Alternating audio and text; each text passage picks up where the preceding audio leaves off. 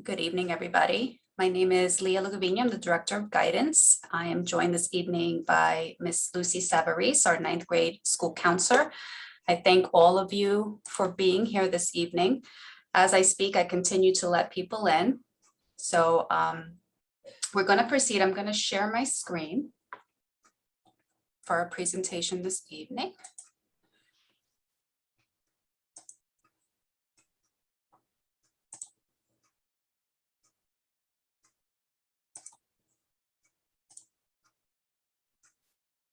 Okay. So Ms. Savarese, can you just confirm that you can see my screen?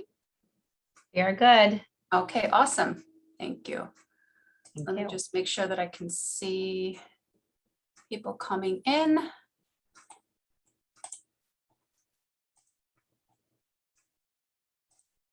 1 minute. I don't want to leave anybody in the waiting room. Okay. So this evening is going to include Ms. Savarese presenting our welcoming to our guidance department and to the North Babylon High School, and giving you all the information that you need so that you can kind of see your child's high school experience in the big picture of the high school experience. I am going to be managing the chat room. So while Ms. Savarese is speaking, if you have any questions, you can write your questions in the chat and I will respond. That way we have a nice flow and Ms. Savarese can continue to present. If at any point I think Ms. Savarese just needs to clarify something or reiterate something or repeat something, I'll just have her do that. So with that being said, I'm going to turn this over to Ms. Savarese. Hi, everyone. I'm Mrs. Savarese. I am the freshman ninth grade guidance counselor. Nice to have everyone who was able to make it show up. Again, this is being recorded, so it will be available if you wanted to go back and go over something. And as always, it probably is the best way is to shoot me an email after this is over if you have any in particular questions or individual questions that you would like answered. I wanted to go over first the student services, which is located in room 308, the attendance office. You can go ahead, Ms. Lukovina. We have Ms. Dykoff, the school psychologist, Ms. Carlo, social worker, Mr. Lundquist, social worker, and Ms. Smeraldi, the school psychologist. They are available in addition to the guidance counselors for your child's individual needs. Some of you may already know who they are. If you feel that you are in need of additional support, they are a great resource here in the building for some of our students, especially with the transition to high school, COVID, as we know. We have utilized not only our guidance staff, but our support staff as well, more so in the last 2 years. Our role. So our role as a guidance counselor, we wear many hats and we have many roles. The first piece is, the academic placement, which is scheduling. As ninth grade students, as you know, most of the schedules are pretty cut and dry, meaning everyone will be in English 9, Global 9, a math, either algebra or geometry, a science, usually earth science or biology, a fine art credit, which is art, DDP, theater, music, gym class, a foreign language class, and a lunch. So that's pretty cut and dry. A big piece of the ninth grade is to understand time management. It is, while it's very exciting, it's very different also. Their students are really learning how to balance their social life, homework, their extracurricular activities, doing classwork and socializing with their friends in the hall. It's a much broader and bigger scale. So we are there to try and help them with that and to just help them adjust to this large school. Another piece to that is scheduling, which we will go into the classes. I will go into the classrooms later in the school year, and we will do scheduling. And a lot of that will be based on their recommendations from their teachers that they have this school year. Another piece that the guidance counselors help with is what we spoke about, the school psychologists and school social workers, is the personal and social emotional learning, the SEL piece. While high school is a very exciting time, it can tend to be a little bit overwhelming, which makes complete sense. We have, again, it's a much larger building, many distractions. Some are good, some are bad. Sometimes we're just trying to, the kids in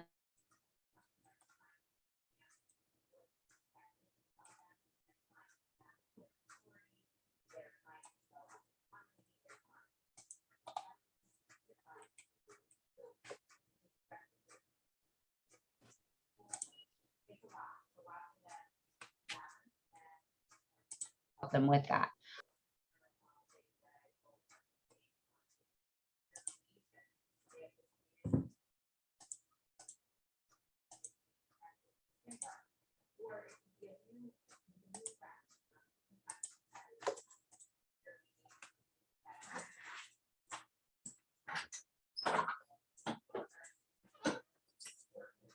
Lucy, you have to unmute. Somehow it muted. Can you hear me now? Yep.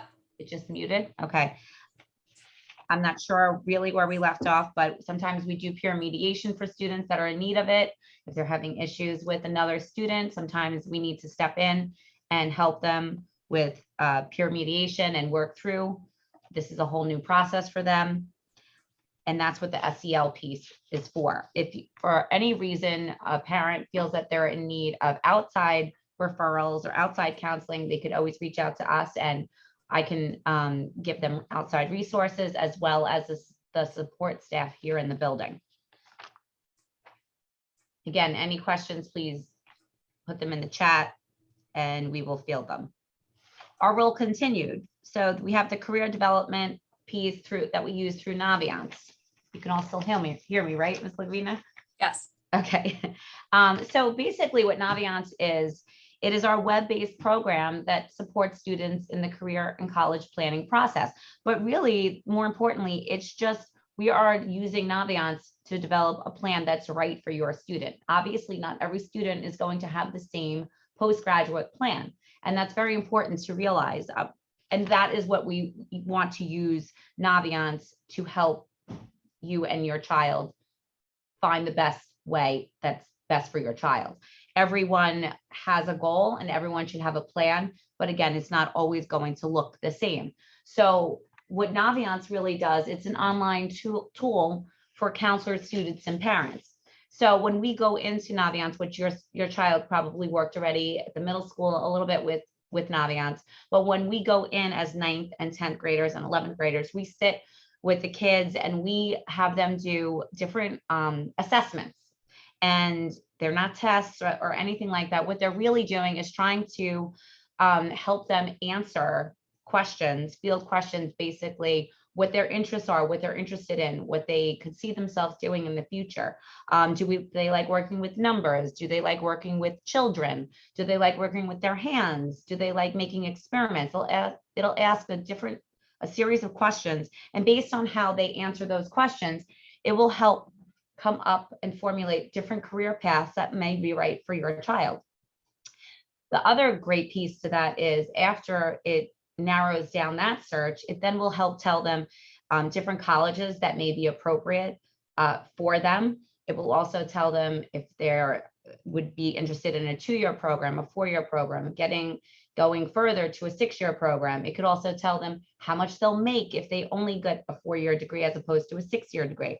So Naviance is really as good as you use it. And it's very user friendly for families, for parents, and for kids.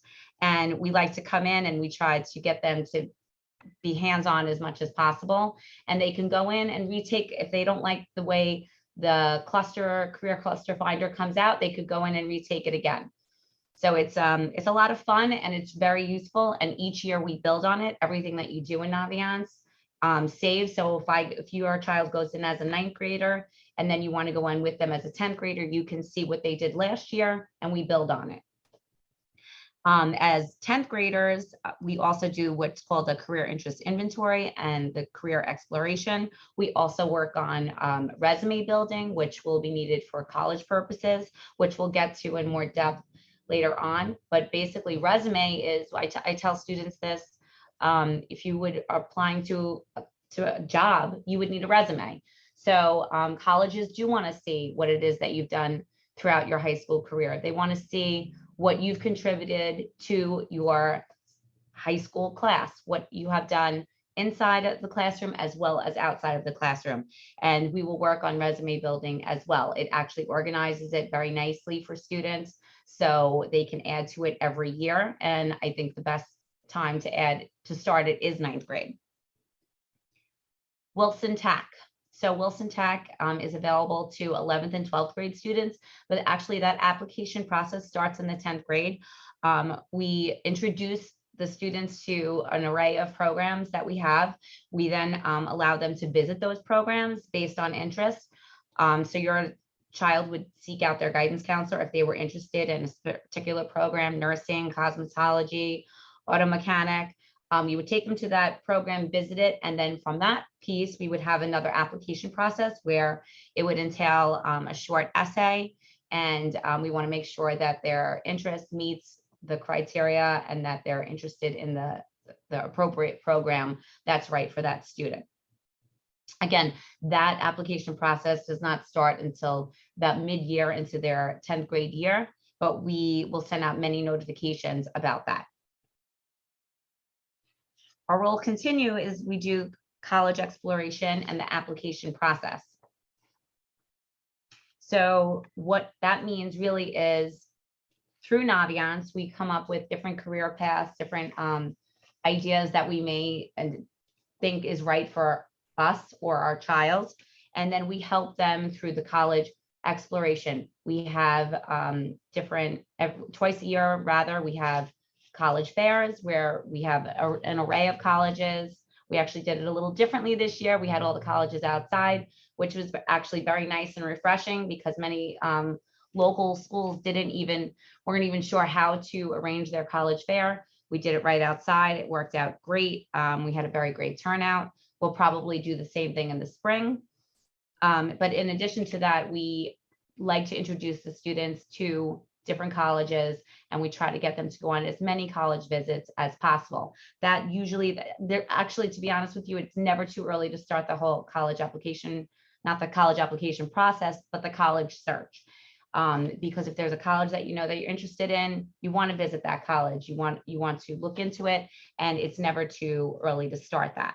The application process won't start really until their senior year, where they actually start applying, but it's really a good idea to look at what colleges are looking for in their junior year. And earning college credits in high school. There are many different courses that students are eligible to take throughout their high school career where they would actually earn college credit.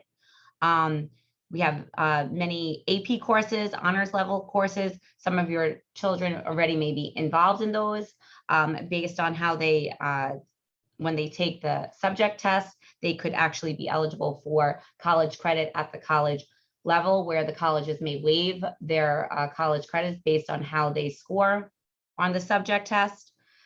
We also have early college program that seniors are eligible to take. It looks a little different the last few years, but it's definitely where they can actually take classes at Suffolk Community and earn college credit that can go towards their transcript. They would get a separate transcript through Suffolk Community College. When a lot of parents I know have already asked me questions since the start of school, how does their child get into honors or AP classes? That's a great question. So any student that isn't yet in any honors or AP classes, we encourage them to try and strive for taking those challenging courses. That if they're not already in it, it will be based on this year's performance in their freshman year, and it will be based on teacher recommendation. So that is something that you should start talking to your teacher about, your child's teacher about, so you can get an idea on what's expected and how that will work. But we will work together with your child to make sure that the schedule is appropriate. Also, if you have any questions, we will be coming into the classrooms to go over scheduling, but our guidance, on the guidance website, we have the course guide, which is updated with all of the available courses. Like I said originally, 9th grade schedule is a little cut and dry. It's pretty concrete, but as you get on to your 10th and 11th grade year, you'll have a lot more opportunities, such as the courses listed here. College testing. Okay, so it's always important as a 9th grader to remember that we give the PSATs, and why we give them is really, especially for 9th graders, it is just practice for the actual SAT. But the big piece to remember here, and the beauty of it all, is that 9th graders get to take it as 9th graders, but they also get to take it as 10th graders, where nobody is seeing these results. It's strictly for the student and the family's eyes. And it really is to just get them familiar with the format of the test, so they get to see what it actually will look like as 9th graders. So when they take it as 10th graders, they're not as stressed. And especially as 11th graders, they just are getting only more familiar with that test. The other good piece is every student that takes a PSAT gets an individualized score report, which really means if I were to take the test myself, it would tell me the areas that I'm strong in, the areas that I'm really good in, and it would also tell me the areas that I'm weak in, that I need to really work on. So if anything, it's just really good practice, and it's nothing for when you get the results back to get stressed out about. It's really just to give you an idea of where you stand. It's only offered once a year in October, and it's given to all students. What it really is to do is to give you practice for the actual SAT that you will take, that's broken up in math and English, and that your child will be taking in their junior year. They usually take that in the spring of their junior year and in the fall of their senior year.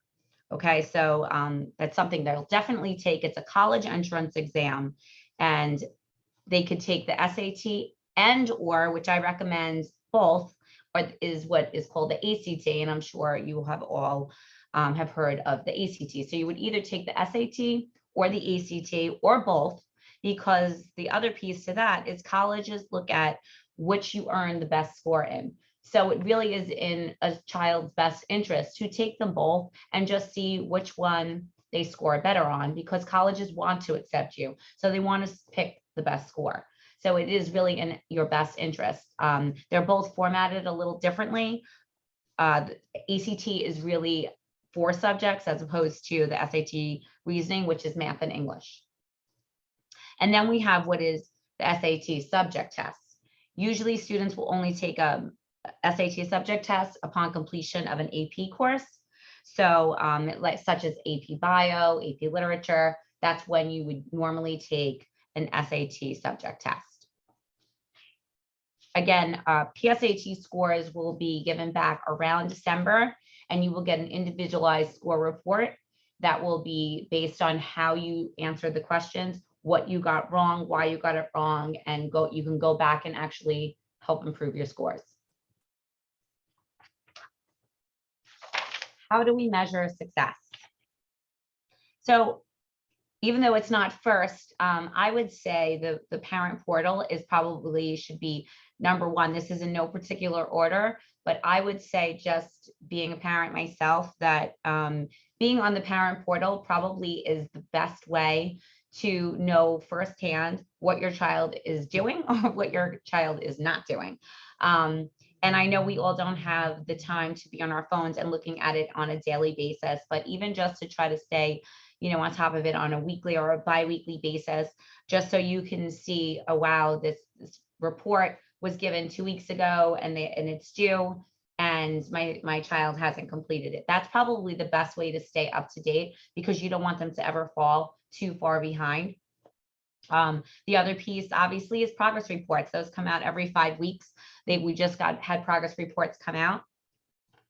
I strongly urge you, if you see a progress report that, there's a particular class or a few classes that your child isn't doing well in, I would reach out to that teacher. And I would also reach out to me. Let's schedule a meeting. If you're seeing it across the board, that shouldn't happen, especially in the 9th grade year. This is a very important year. It's the foundation to the whole high school career. So if we see something like that, let's set up a meeting. Let's talk together as a group and figure out what exactly is going on.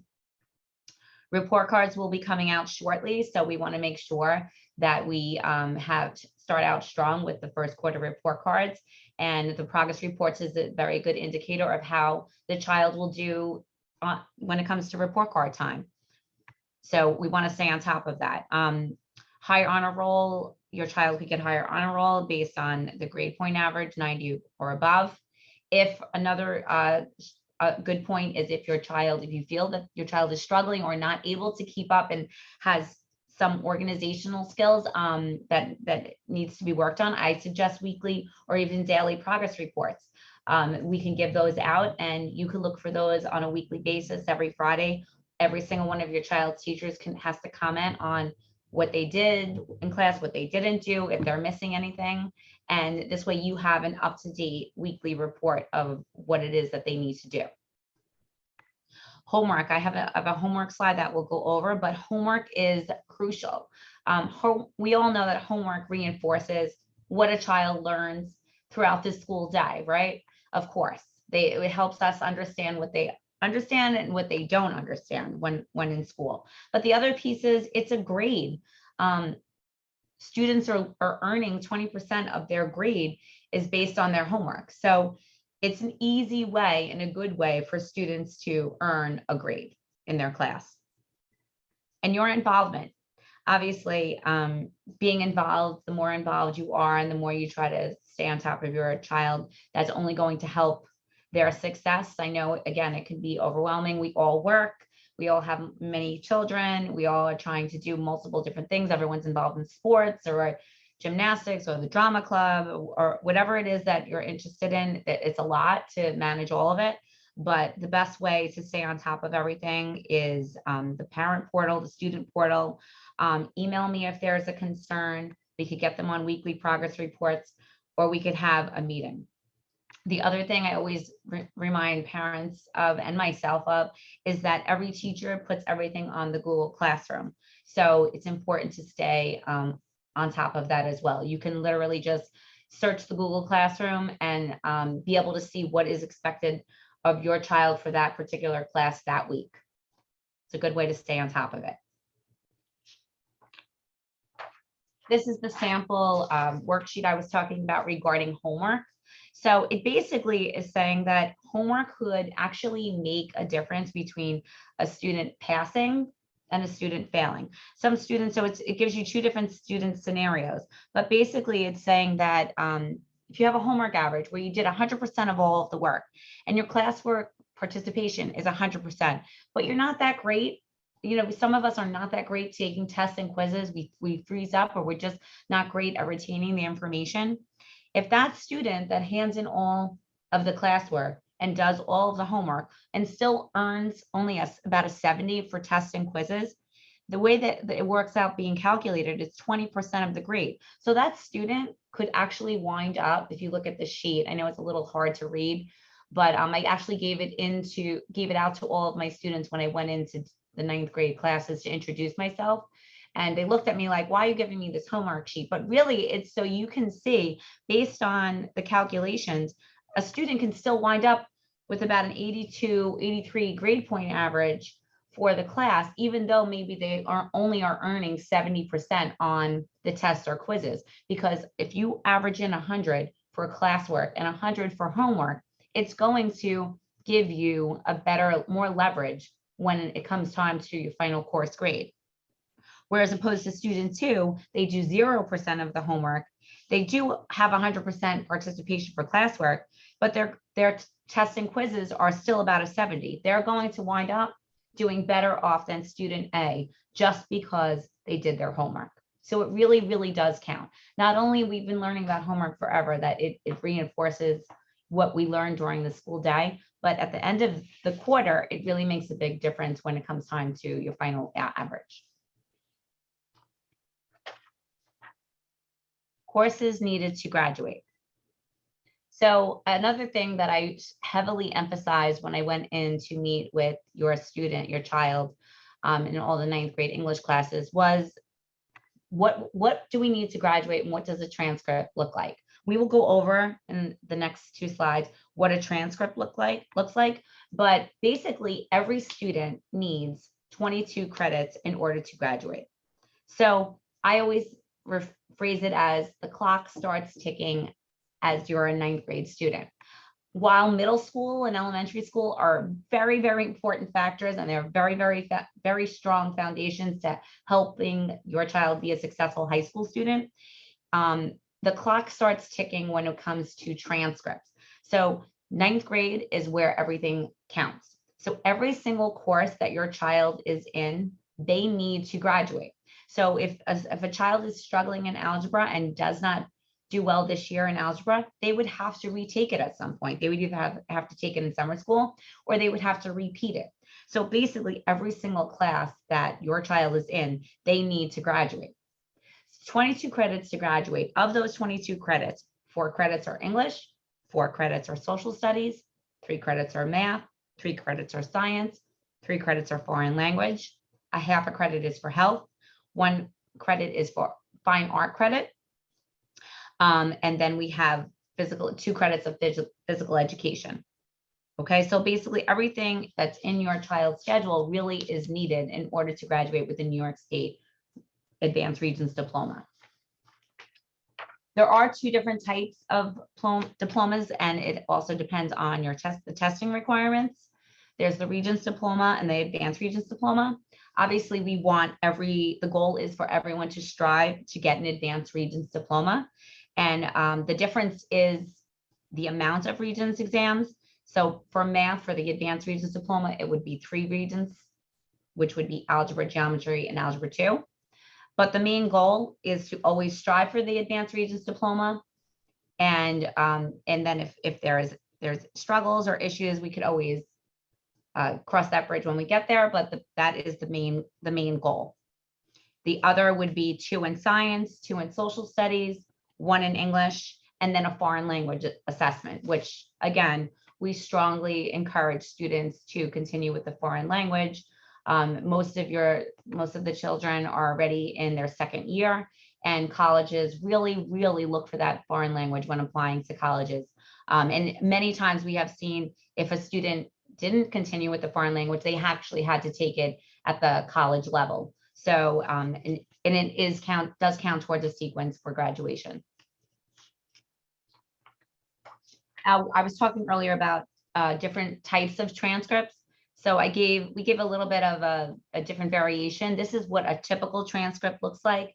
You can see that every year the student is enrolled in English, a social studies, a math, a science, and at the end of each course, they get a final course grade. Okay, from 9th, 10th, 11th grade is how they fare in each one of those courses, and then they calculate it out is determined what their GPA is. You hear many people talking about the GPA, which is your grade point average. So everything counts and everything remains on the transcript. So it doesn't go away.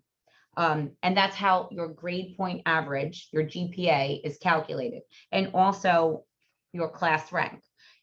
You'll see also in the column all the way to the right at the bottom is what I was just talking about, the Regents exams. So in there it also shows you the date of the Regents exams, what's the name of the Regents exam, and how you scored in it. That also counts, and that also will remain on your transcript.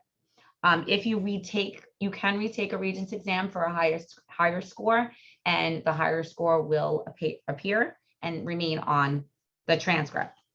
But this is actually what a typical transcript will look like. And again, you can see all of the senior year there is no final grades there. Those are the courses in progress, but how that child finishes off, that will also appear halfway through the year if it's a half year course. And then that transcript will be the final transcript that goes out with the final grades that will culminate, and that will go out to colleges. So it really gives you a good idea of what it will look like.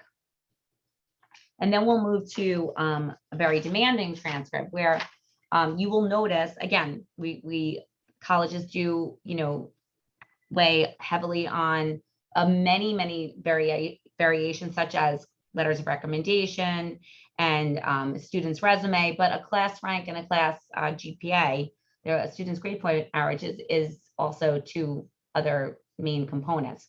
And you'll notice that on the upper left-hand corner in 8th grade, the student was accelerated and they took algebra and biology. So that actually counts. So they were in 8th grade taking high school level courses. So that stayed with them on their transcript. Okay, but that actually helped them because they were accelerated. We always, try to encourage our seniors to take a challenging senior schedule. I mean, you guys have a little bit of time for that, but it is always good for you guys to get an idea and families to get an idea on what it would look like and why it is important. And again, as you can see, how you finish off your 11th grade year is really the first thing that colleges see when looking at a transcript when students are applying, because the senior year grades have not yet been calculated or put in. A lot of times we see, more so than not, that colleges will also ask to see mid-year grades. So the student may have done really great in 9th, 10th, or 11th grade, and they have a solid GPA, grade point average, but they also want to see how they're faring halfway through their senior year. So they see if they stuck with the classes, are they doing well in those classes before they make a decision. And, a big reason that we are going over all of these things, some parents may say, we're in 9th grade, it can be a little overwhelming, but the years go by so quickly, and it's good to know what you're up against. And it's really good to have an idea and a better of a planning guide when going through the whole high school career. Academic support. So we always encourage extra help. Just want to go back. Okay. So all of your students' teachers are here Monday through Thursday. They will be here Monday through Thursday from 2:10 to 2:40. They are here to give all of your children extra help. It's listed on their Google Classroom to find out their extra help schedule.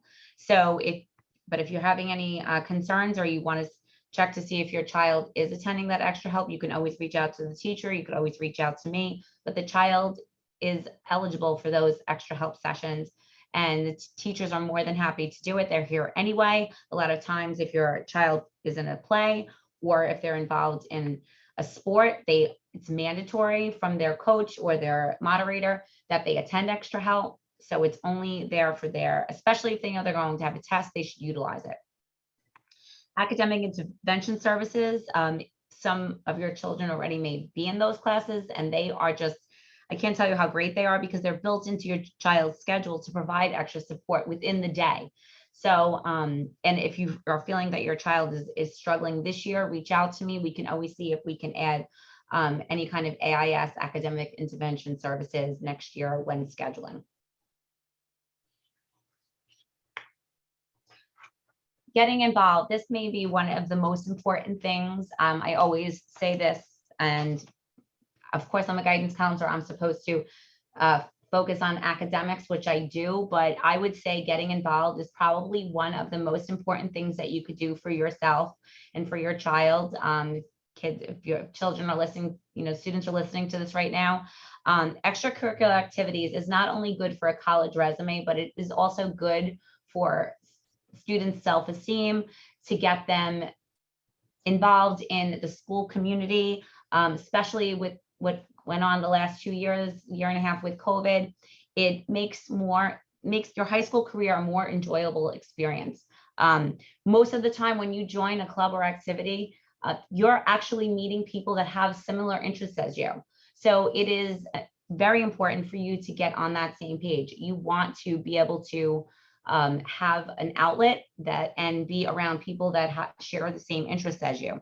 I also always say it doesn't have to be, you don't have to be an athlete to get involved. You don't have to be in a sport. You could be in the drama club. You could help out on the set of a drama club. You could be the statistician. You could, whatever interests you is what you should seek out after school to get yourself involved. Another important piece to that is for college purposes, like I was saying earlier, colleges are going to want to see what you're going to contribute to their freshman class, but what you have done all throughout high school. So they're going to want to see, did you get involved as much as you possibly could? Did you help out? You could, if you are involved in your church community, that counts too. If you held down a job, that is very important. Sometimes we don't get as involved as we'd like to. We're working or we're babysitting, but babysitting counts. All of these things count towards your extracurricular activities, as long as you can have someone vouch for that. Starts now. It all starts now, and everything that you've done from 9 through your 12th grade year counts. I actually have on my Google Classroom, which I will go give you the code to, but I also have a list of all of the clubs and all of the moderators of those clubs, so you could just shoot them an email. We even have fishing club, so we have something for everyone. You just want to get involved as much as you possibly can. Volunteering, students who perform community service are seen as leaders, okay? And we have different programs such as Students for a Better World, Leaders Club. So there really is something for everyone. The last piece I just want to make everyone mindful of, and I actually spoke about this also when I went into the classroom, is Honor Society. Many of our students will be eligible to apply for National Honor Society. That again you cannot apply for that until your 10th grade year, but you can have the academic piece, which I believe is about an 87 GPA, grade point average. But if you have no extracurricular activities, you need 2 majors and 2 minors, you will not be eligible. Where you may have the academic piece, which is great, you won't have, if you don't have the extracurricular activity piece, you won't be eligible. So it's very important to make your 9th grade year count, not only academically, but to get involved. Okay, so I was saying about my Google Classroom. I'm going to say it out loud because I know that the first letter, that's an L. So please join my Google Classroom, L5JCG, like goat, HQ. Again, that's L, the number 5, J like Jeep, C like cat, G like goat, H like happy, Q like queen. And please, type in any questions. And if you have anything you want to speak to me about personally, please shoot me an email. That seems to be working. Get a lot of emails. I try to respond to them as soon as I possibly can. You could also give me a call if that, whatever you feel more comfortable with, and we will help you out as best we can.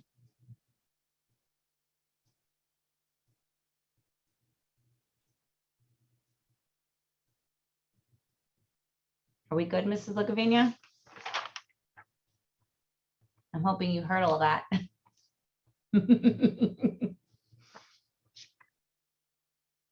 Yes, we are good. I couldn't find the Okay, good. That Thank you very much. Thank you, Ms. Savarese.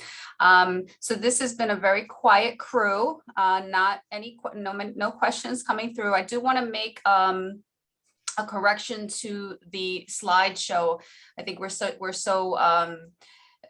used to the SAT 2s. Actually, College Board did discontinue the SAT 2s. So I just wanted to make that correction. They did that. I believe it was towards the end or this summer. So that is, I apologize for that error. So you do not have to worry about that extra piece of testing, which is always a good thing. Yeah, we're here for you. This is just a introduction, a way of parents getting kind of a view of the big picture. Right now, your children are just starting out in high school. We always say this is kind of like they're coming in as a blank slate, so they can really work hard to set a really strong foundation for the next 4 years of high school.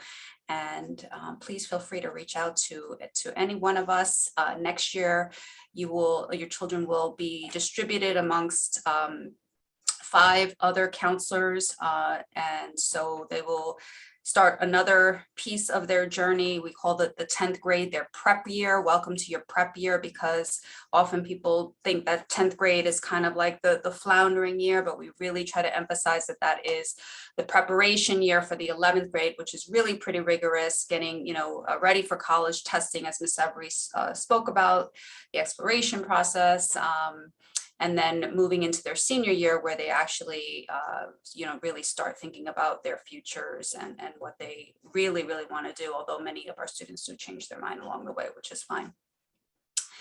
So if there are no questions, we will end our presentation this evening. I appreciate everybody's participation, being here. I know it's late and we're probably very tired. Yes, this presentation will be shared on our website, so you'll be able to see it. And that's pretty much it. I'm just looking to see what were the months for the SAT. What were the months for SAT for 11th and 12th? So we will share a testing calendar with you as we move forward. Typically, students can take the SAT as early as January of the 11th year, but that's pretty early. So I would say, anywhere from January to June. And we serve as a testing center for 3 SATs here at North Babylon. So students should definitely try to take their SATs here where they feel comfortable. And then in their 12th grade, they can take it in October. They can take it in August. Trying to find a school that offers it in August is hard to do. October and then November. And we also serve as a testing center for November for our seniors who kind of want to get another extra test in before they apply to colleges. So can I just add, I think I just want to clarify too, what I had said was typically the time frame in your brain to keep it in a mental note is spring of their junior year, summer of their junior year, and then again fall, at least fall into winter of their senior year. That's what I always try to keep in the back of my head for parents. And this Google Classroom will follow your students throughout high school. So you just have to join it once. They are the class of 2025. And so each year, once they join this year and you join this year, you're good for the next 4 years.